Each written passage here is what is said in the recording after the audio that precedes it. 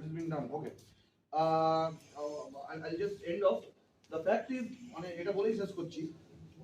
See, as far as airlines are concerned, there is a policy of having greenfield airports on one part and brownfield airports on the other part.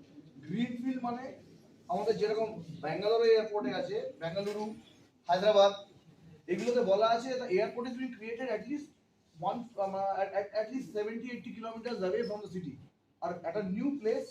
There, it's a new project is created for building the airport.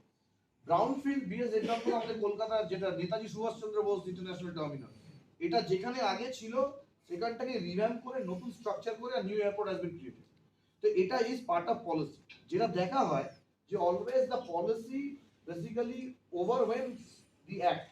মানে আমাদের তোমাদের যারা constitution পড়েছে তারা জানো যে directive principles of state policy always overwhelms or they outshines the fundamental rights. কারণ আমাদের এককালে আমাদের রাইট টু প্রপার্টি ছিল was one of the fundamental right. পরবর্তী দেখা গেল যে আমাদের এমনি সোশ্যালিজমের বড় কথা হচ্ছে যে ইকুয়াল ডিস্ট্রিবিউশন অফ ওয়েলথ, সেইটা directive principle state policy that is getting inflicted. তাহলে রাইট টু প্রপার্টি অনির্দিষ্টকাল বিরাট জমি জমা রাখা এটা কখনো চলতে পারে না। তাই জন্য আমরা আবার অ্যামেন্ডমেন্ট করে we have got it out of the মানে statute book of Indian constitution.